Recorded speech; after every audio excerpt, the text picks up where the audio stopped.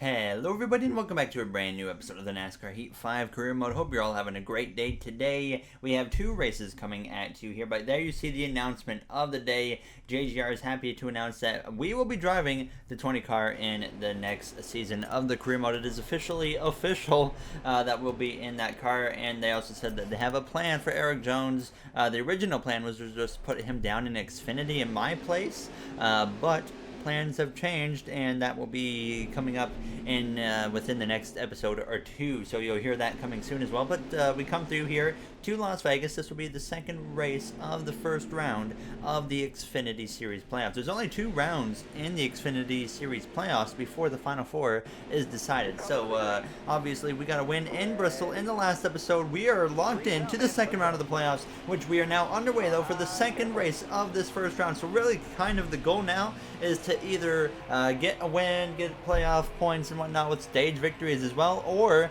we try to, get our teammates in a good position to get those points that they need. Right now we got Harrison Burton, who's in a good position above that cut line right now. He should not have to worry too much unless he has some type of issue. But our other teammate, of Riley Herbst, he's in a bit of a different situation. He definitely is going to need to have a very good run to even have a chance to make it into that next round. So if we get a chance to help him out, you're going to see me probably try and use that option and help him get whatever he can now as we come through completing the first lap. You did notice I started at the back of the field, crashed in qualifying, so unfortunately we had to go to a backup car and start at the back. But there you see us now up inside the top 26, and then we came through to start the final lap of stage 1, which was only 4 laps here, and we had now worked our way up inside the top 20 as we went down into turns 1 on the inside of the 4 of Jesse Little. And at this point now as we came through out of turns 2, the car usually isn't that fast here in Las Vegas, so I didn't quite know what to expect in this playoff race, and we came through on the final lap here, crossing the line, P18 in stage 1. Ross Chastain, the Watermelon Boy, wins the stage. He's in the playoffs right now. He's trying to make it into the next round of the playoffs, and obviously that stage win is going to help him greatly here as we get ready to go green for stage 2. Only a handful of races left here in the Xfinity Series season before we make that jump up to drive that 20 car next season in the Cup Series. Not sure exactly what our primary sponsor is going to be yet. DeWalt definitely up there in the mix now as we are underway though for the start of stage 2 here in Las Vegas. You can see the sun has set quite a bit now. 5 laps in the second stage, so 1 extra lap compared to stage 1 now as we dive down towards turns 1. P18 at the moment, but unfortunately I could tell when we kind of got up inside the top 20 that the speed in the car wasn't quite where I wanted it to be, so I knew we were probably in for a little bit of a rough race here in Las Vegas, but that's okay because we got that victory in Bristol in the last episode to lock ourselves into that second round of the playoffs. So this race and the next one at the Charlotte Roval is just stress-free and just get whatever we can now in terms of playoff points. But we came to the final lap of stage 2 now, and we had only climbed up into P16 behind Josh Bilicki, so not looking very good as Ross Chastain was still leading at this point out of turns 2. He clearly is just setting the track on fire right now. He has a very fast car as we go down the back straightaway side by side with the 07 of Ray Black Jr. as we dive down into turns 3, trying to take over that spot there, but he is going to fight back on the exit of turns 4. Ross Chastain easily going to win stage 2, and at the line here it's going to be Ray Black with the momentum through the trial to hang on to P16 there, as I just didn't quite have enough fight for him on the exit of turns 4, unfortunately, so P17 is where we would end up here in stage 2.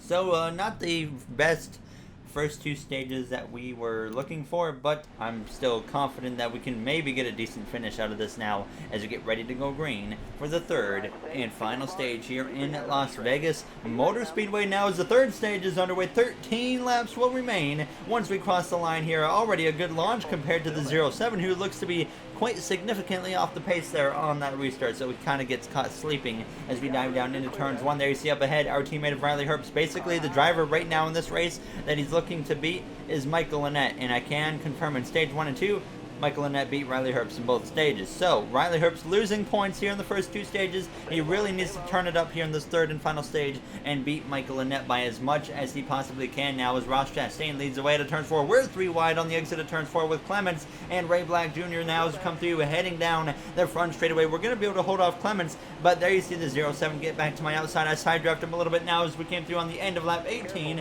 and that's when the 07 would finally be able to clear myself here with 10 laps to go in in Las Vegas, and unfortunately I just would not be able to stick with Ray Black Jr. I would just continue to run here on P16. The car behind me of 17th place, driven by Chad Fincham, he had started to run me down actually as the laps were winding down. We come to just 4 to go, and you can see within probably 2 to 3 car lengths at this point is Ross Chastain, though he had driven completely away from the field. If no caution comes out, Ross Chastain will easily win this race and lock himself into the next round of the playoffs along with myself. Now, as we came through with 2 laps to go here in Las Vegas, Chad Fincham trying to put on the pressure as we exit turns through. The tire icon has actually come on, as you may notice there in the bottom of the screen. Now, as we came through to the final lap, out of turns 2, once again just trying to hold on over Fincham, who was battling side by side. Now, as it was Ross Chastain already down the front straightaway, Chastain would win here in Las Vegas and lock himself into the next round of the playoffs as we come through turns 3 and out of turns 4. Not a very good day or night for us at all here in Las Vegas, as we're going to come through to cross the line P16. Very, very disappointing, considering we just came out of a victory in Bristol, and we go from first to just 16th in the next race, and it's not like we had bad luck or anything. The car just was not good in this episode, or in this race, unfortunately.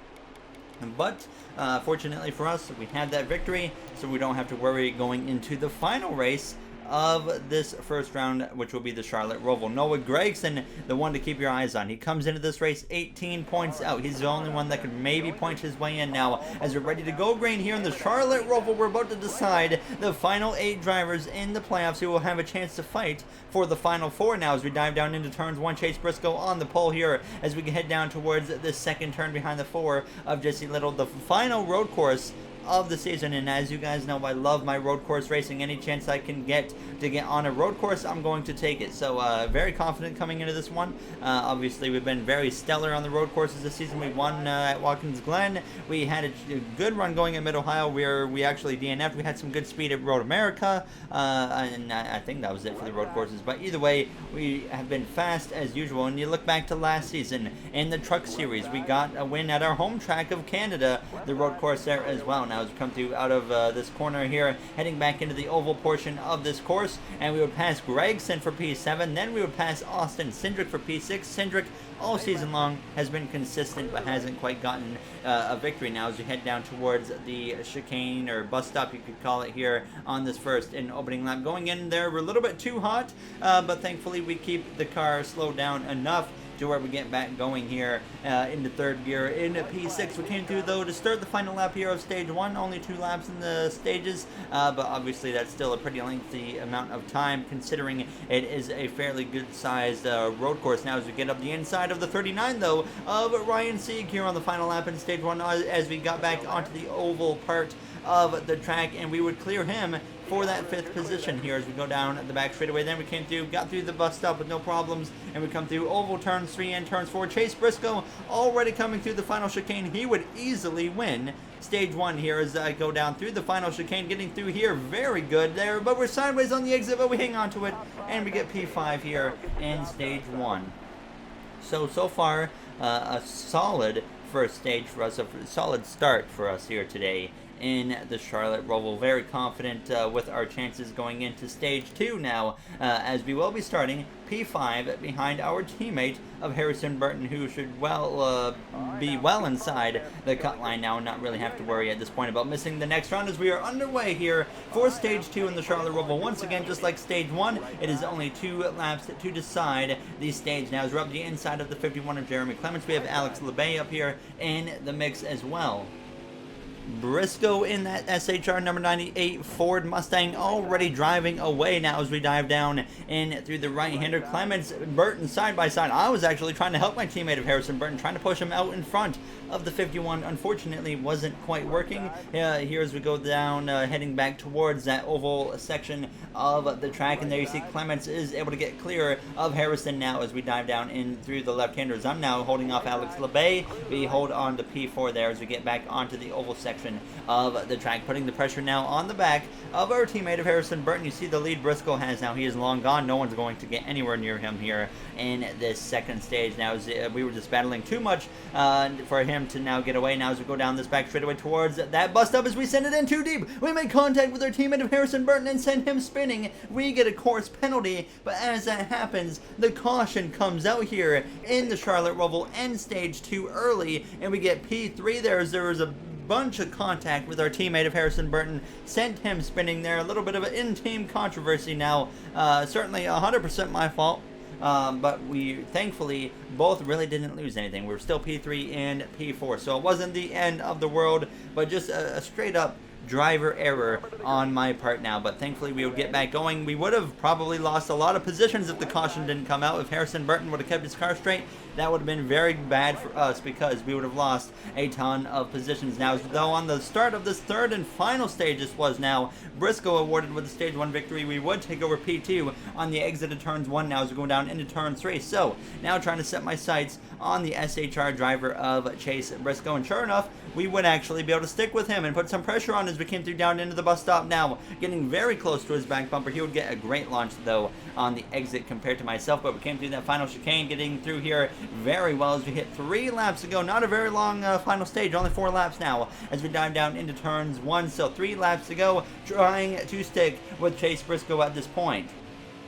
And you can clearly see that we would stick with him now, about 2 car lengths to maybe 3 car lengths behind, as we have 3 to go, heading down towards the bus stop, and we once again send it in too deep like we did before with Burton, and we hop over the turtles going airborne there, and we have to stop for another course penalty. All my fault. We just completely choked away our chances of winning here in the Roval. I'm trying to get the car regrouped and get back going, but all these cars going by on my inside would drop us all the way behind, down into P9, behind Jesse Little here, going down into the final chicane. Though I'd get aggressive, get right back past him, and try to just get as many spots as we could here in the final couple laps in the Charlotte Roval. Right behind Alex LeBay now, as we were approaching the oval portion of the track, getting into him, giving him some bumps and whatnot. Not afraid to move him around now as we're up into P7 again, trying to run down the 39 car of Ryan Sieg now as we come to oval turns 1 and turns 2. Now approaching a lap and a half to go. Briscoe has the win in his hands, but the caution comes out, and that's going to force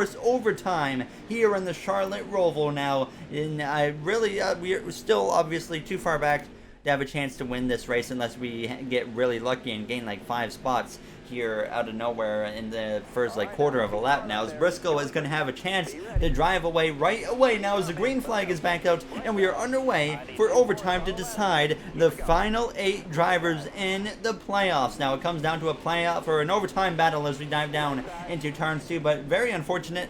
I just choked a chance at winning away. I felt like we had the speed for Briscoe, and now we're battling here in P6, and I'm just stuck behind Cindric and Burton, who are side by side, but I decide we're going to get aggressive on the exit of turn 4, but then I actually get loose off the curb and smack right into the back of the 22, but we're okay now as we dive down into turns 5 and towards turn 6 now, as we're going to be able to get ahead of the Penske driver in that 22 car of Austin Cindric now as we dive down into turn 7 towards turns 8 now, heading down towards oval turns 1. We would get through there with no problem and start the final lap now here as we would send it up the inside of Harrison Burton. We got through that final chicane very well, and we clear Harrison Burton without a problem, climb up to P4, but that was as far as I got at this point in the final lap. Briscoe was actually still under pressure from second place of Noah Gragson, who came into this race 18 points out, but here he is in P2 having a great race there as I'm under pressure from Harrison Burton and Austin Cindric, who sends it up the right side of Burton, and that comes in clutch for me because them getting side by side allows me to drive away through oval turns 3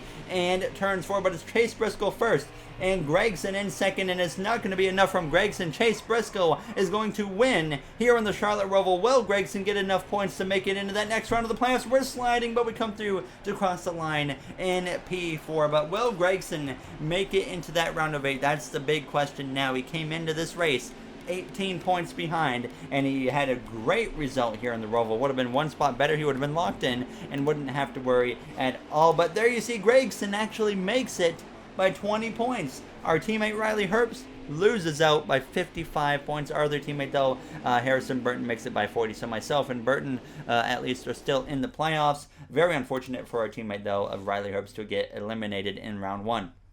But only 1 round remains in the playoffs now before that Final Four is decided and we fight for a championship in Phoenix Raceway, where hopefully we will be a part of that championship for a battle. I think we will. And as always, if you guys enjoyed this episode, you know what to do. In the next one, we'll do the whole next round, setting up the Final Four in Phoenix. So thank you all for watching. I'll see you guys in the next one. Have a great day, everybody.